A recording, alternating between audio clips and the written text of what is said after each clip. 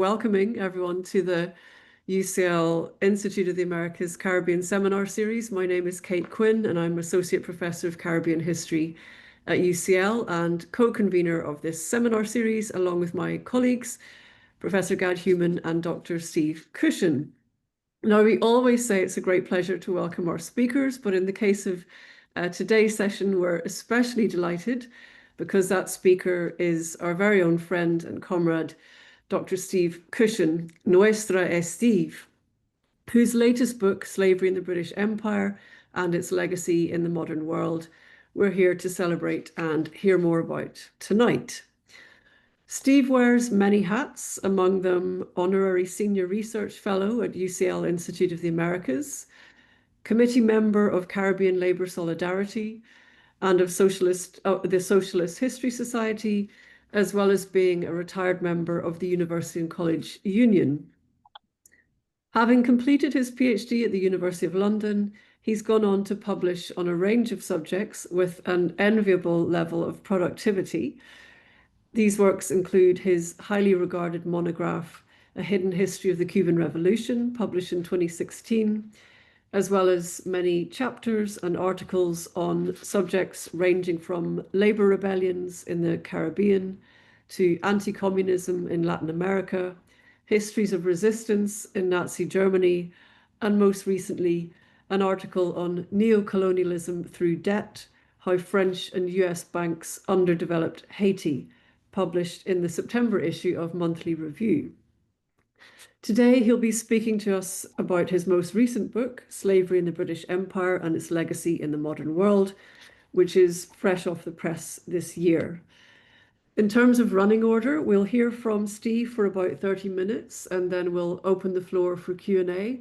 And as usual, if you wish to ask a question, you can put it in the chat, or you can use the raise hand function, and someone will unmute you when you wish to ask the question. But just to reiterate our welcome and hand over to Steve.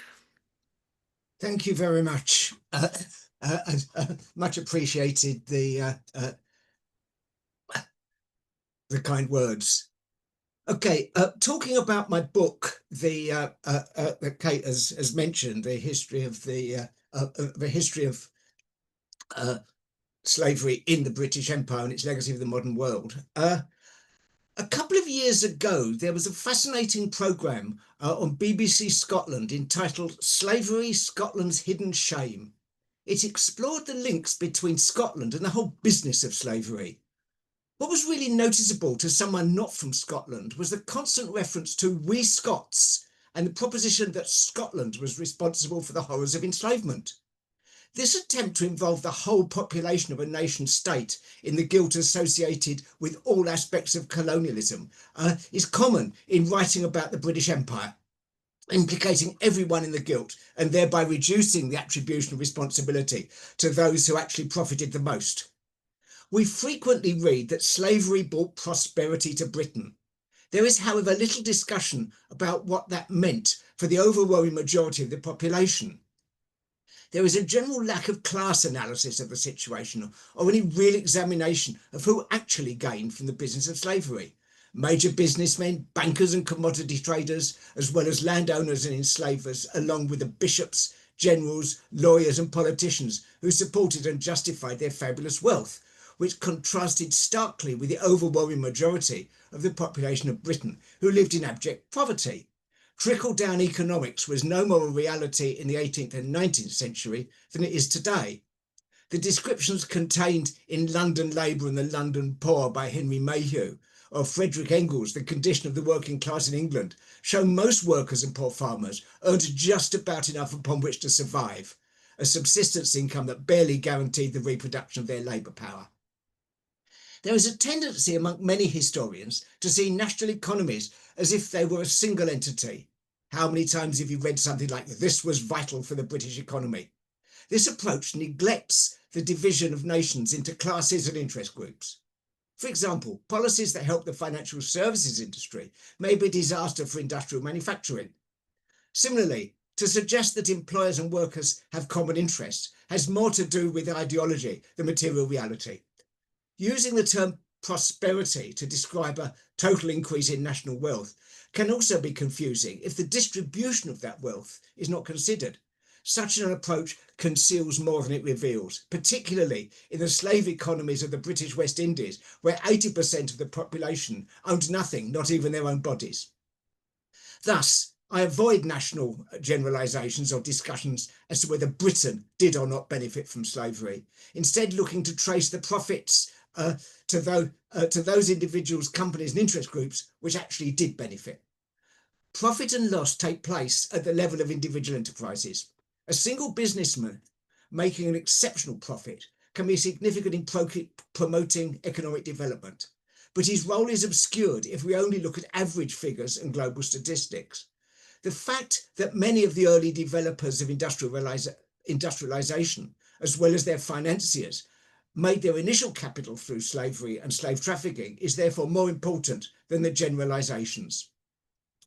Rather than analysing statistical data that situates enslavement in the whole economy of the British Empire, the book examines how a number of individual businessmen profited from enslaved African labour.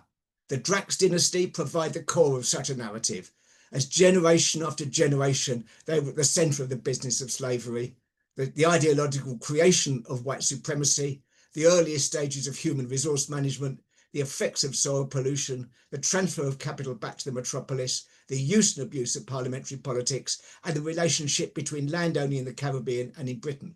The Beckfords, the Codringtons, and the Hibberts were all families that linked profits from the exploitation of enslaved labour with landowning in Britain. William Beckford situates the profits firmly in the financial services industry of the City of London, while George Hibbert represents the London commodity trading interest and its relationship with the origins of policing in the capital. Christopher Codrington demonstrates the relationship between enslavement and Protestant Christianity, and is today the centre of a debate about the memorialisation of enslavers. A similar debate about statues leads us to Sir Robert Jeffrey, who was also a central figure in the City of London in the 17th century. James Watt links the capital derived from slavery with the growth of steam-powered industry and hence the dominance of fossil fuel. James Watt was the inventor of the steam engine. He was the son of a West India merchant and slave trader who supported Watt in his career. Watt himself worked for his father as a mercantile agent in Glasgow during the 1750s. Caribbean plantation owners who needed to possess sugar cane were significant customers for James Watt's steam engines. This mechanization of sugar processing, far from making the lives of the enslaved labourers any easier, made their labours more relentless as the increased pace of the steam-powered machinery forced an increase in productivity by the workers. In this context, productivity increase meant even harder work driven by the whip. The official history also ignores completely that the enslaved did not sit passively by and await saviours from on high to deliver. They fought on the beaches of Africa. They mutinied on the slave ships. They deserted to form free, independent communities in the hills of the Caribbean. They engaged in day-to-day resistance, such as strike and go slow, as well as, given the slightest opening, engaged in full-scale rebellions.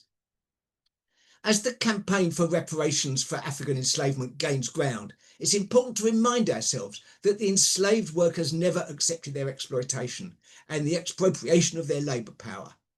One of the demands of the TUC's London East and South East Region Reparations Steering Group is to support the campaign to overturn the convictions of all those who were convicted for their role in the historic 1823 Demerara Rebellion by enslaved workers.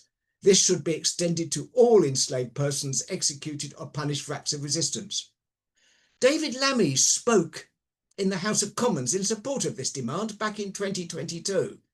He's now in a perfect position to arrange this, although we've yet to see any movement. Industrialisation in Europe and North America required initial funding to start the process. In part, such capital came from the business of slavery and the profits of the East India Company. This was accompanied in Britain by the enclosures, the violent process of driving peasant farmers from their farms and the privatisation of common land that had previously been open to all, to the use of all, rather. Industrialisation needed to turn people into wage workers. By enabling the privatisation and expropriation of agricultural land that had previously been worked on a small scale by family units, the enclosures enriched the landowners who gained increased holdings. It also rendered independent farming inaccessible to most ordinary country people who previously had access to the commons, thereby depriving agricultural labourers of their means of subsistence and turning them into paupers and proletarians who could only survive by selling their labour power in the towns. The term improvement became a euphemism for the wholesale privatisation involved in the enclosures. Improvement became central to the ideological offensive of 18th century agrarian capitalism. It meant enlarging farms and enhancing the productivity of land through investment in technological innovations, I beg your pardon, agricultural science, along with a more profit-oriented approach to land management. This also had the effect of establishing the sanctity of private property and disparaging common lands as terrains of idleness, destitution, and crime. At the same time, improvement also justified the fashion for building big country houses in elaborate grounds that served as visual displays of wealth. And this in turn was identified with furthering the so-called national economic interest. And of course, many of the absentee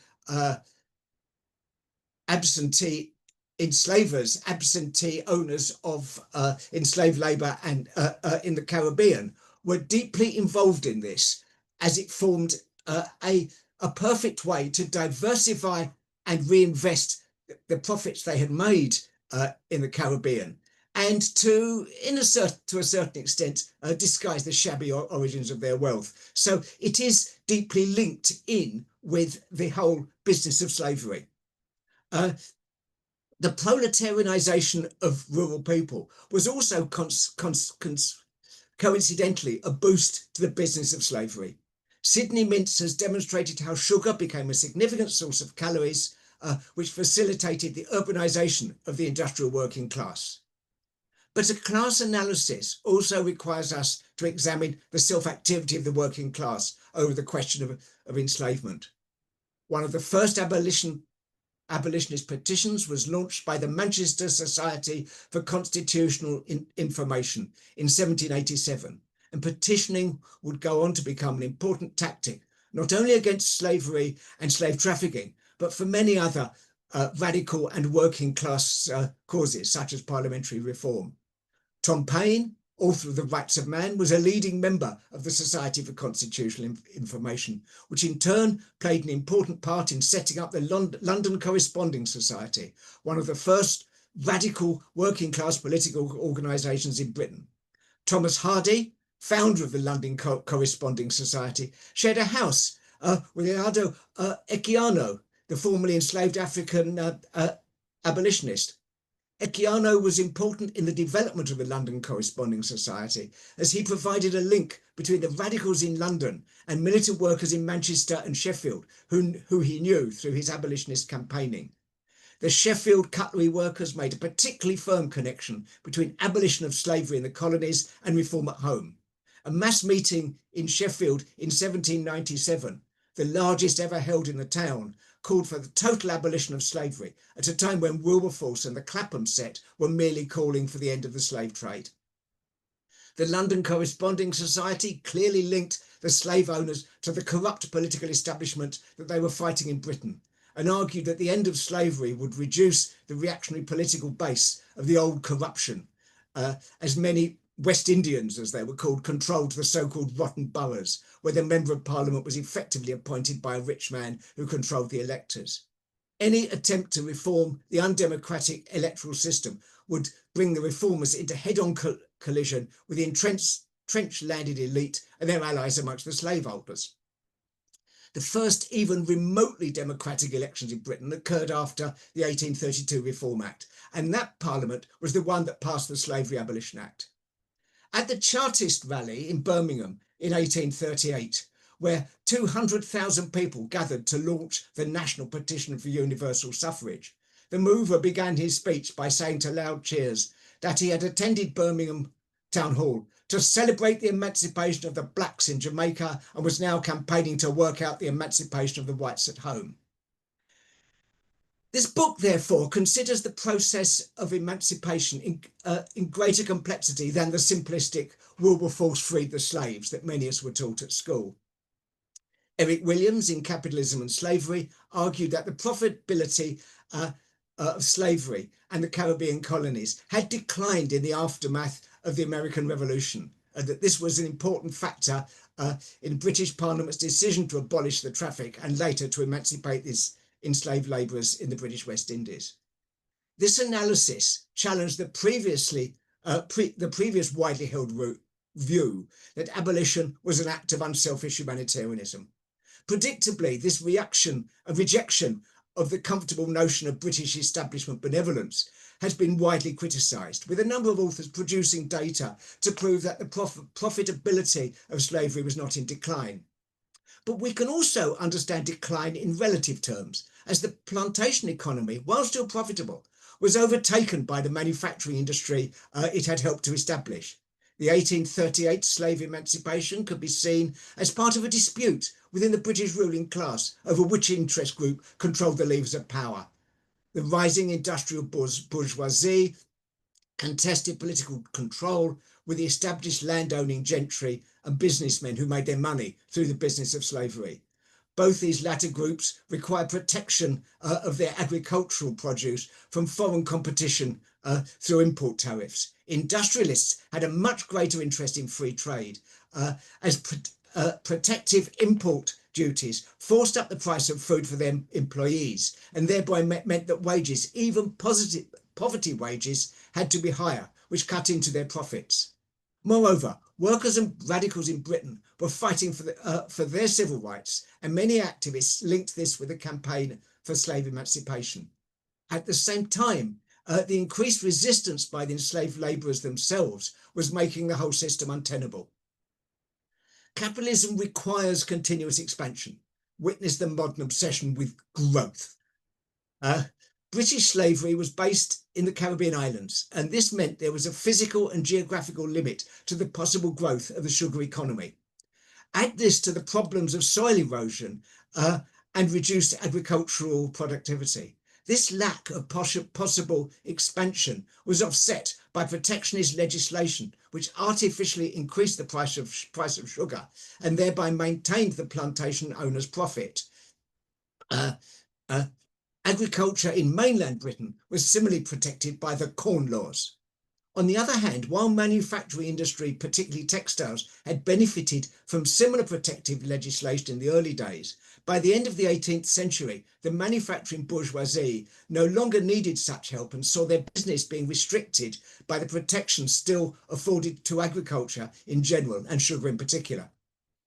The essence of the matter was that manufacturing required a different form of state, one that would implement policies that were incompatible with the continued domination of the slave-based West India interest and the established landowning gentry in Britain. The slave owners did not surrender without a fight, and their rearguard action started with their supporters discussing the improvement of the conditions of their slaves. When this delaying tactic finally failed, they still managed to get compensation for their loss of property, which they were able to invest in the new economy. One of the biggest bailouts in British history was also the financial basis for a reorganisation of the economy. I shall finish by considering the long-term environmental and social legacy of enslavement. Industrialisation was part funded by the exploitation of enslaved labour and was also the start of the fossil fuel economy, which in turn led to the current climate change emergency. Meanwhile, the Caribbean is presently one of the regions most in danger of rising sea levels. This leads to a discussion of the relationship between fossil fuel capitalism, slavery, colonialism, pollution, and climate change. Oil exploration in Guyana and bauxite mining in Jamaica are concrete examples of current environmental problems facing the region as raw material extraction replaces plantation exploitation of labour. The demand by the people of Barbados for the return of the Drax Hall estate has raised the question of the whole nature of British class and political privilege. The origins of white supremacist racism lie in the early days of enslavement, but the growth of imperialism in the late 19th century gave rise to a much more concerted effort to use this to justify colonial expansion. The enormous profits made by the business of slavery enabled the endowment of colleges and universities that repaid this generosity by producing tendentious justifications for racism. Anthropologists and social Darwinists gave it a scientific gloss.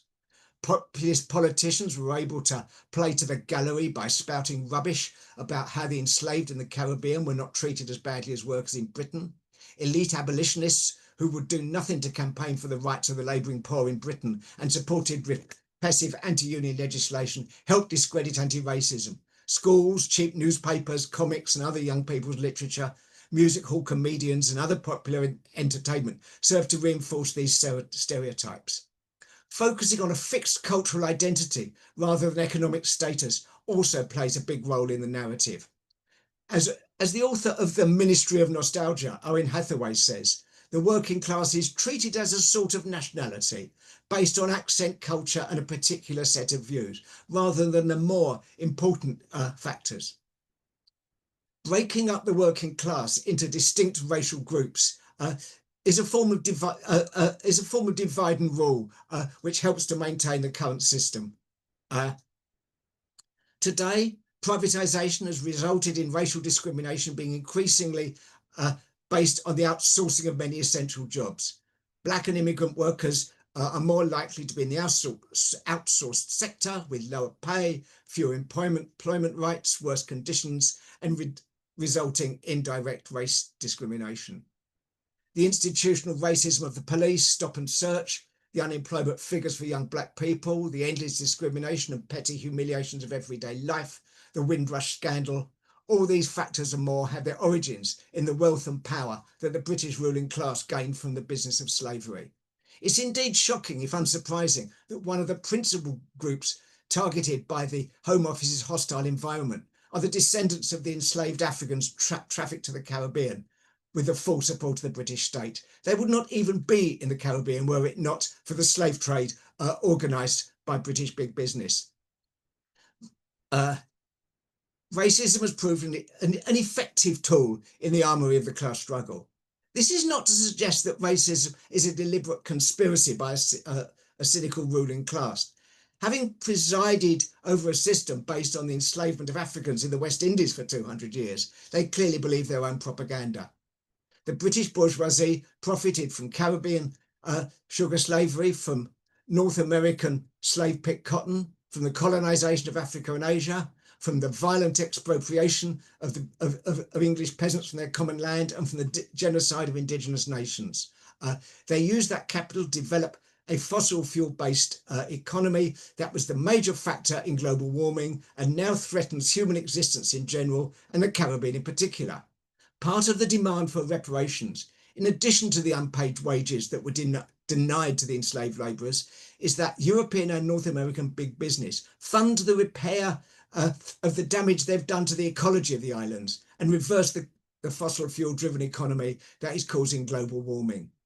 Similarly, the deforestation of the Caribbean islands to produce sugar, along with the soil exhaustion resulting from monocrop export-based agriculture, has severely damaged the possibilities for sustainable development. And in turn, the deforestation of the region has adversely affected weather patterns, making general effects of global warming even worse in the region. Stopping climate change and opposing racism are social justice issues. The apology demanded by the reparations campaigners, if it's to mean anything, must be more than the regret and remorse expressed by a criminal in the hope of a lighter sentence after he's been found guilty. It must involve a real and appropriate action. Thank you very much. Thank you, Steve, for that. Oh, look, here's some applauso from the crowd. So there's a lot to get our teeth into from that. You're muted, Kate. Oh, I am muted. Can you hear me now? Yeah. Okay, good. Sorry. Okay. Sorry, you're not muted. My loudspeaker went off. I Oh, that's apologize. okay. Perhaps I wasn't close enough to my microphone. So yes, there's a lot for us to get our teeth into here. And you're making these connections between, for example, looking at worker solidarity on this side of the Atlantic with what's happening on the other side of the Atlantic, and tracing that through time when you look at, for example, workers in Manchester or the Chartists linking their causes with with a pro-abolitionist stance. I wondered if you could tell us a bit more about the Drax campaign that's happening now. That is a kind of another example of these transnational solidarities where, as I understand it, there's a local campaign in the Drax descendants constituency that links up with campaigners in Barbados. Can you say a bit more about that? Yes, it was quite interesting. There was someone in Barbados in the government made the mistake of suggesting that they could buy part of the Drax estate off Drax. This caused a real outburst in Barbados, and whether the government had actually intended this or not, I've no idea. But there was certainly they denied it and they backtracked, and this actually gave quite a boost to the this gave quite a boost to the campaign. So yeah, there is this ongoing campaign in Barbados, but also a group of a group calling itself Dorset Stand Up to Racism started campaigning against for the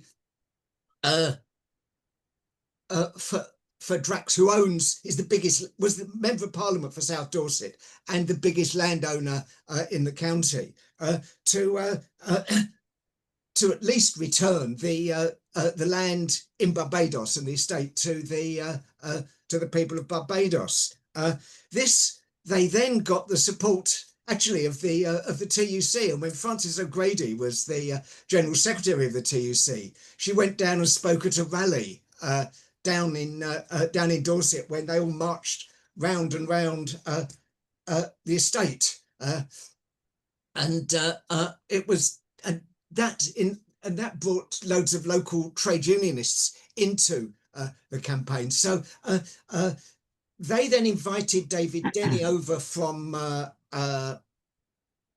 Barbados, and he did a speaking tour in Britain talking about this. So I think we've had, that the links that have built up between workers in